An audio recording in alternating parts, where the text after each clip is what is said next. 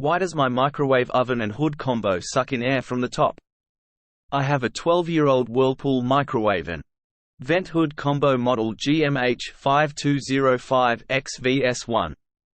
As far as I know, it should be configured to vent outside via vent on an exterior wall. If I open the cabinets in the picture, there is a large vent and I can often smell cooking smells outside when the fan is on. However, the suction above the cooktop is weak, even on the highest fan setting. Yesterday, I noticed there is a big vent at the top of the oven that is also sucking in air. I temporarily blocked it off and noticed it increased suction above the stove. Is this supposed to be blocked off if the fan is configured to vent to the outside? Or does having suction at the top of the oven provide some other value? Both the owner's manual and installation manual make no mention of this. Question from user James at Stack Exchange.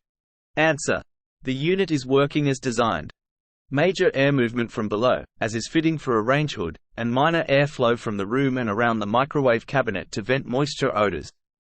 Cabinet-installed microwave ovens require venting of some sort.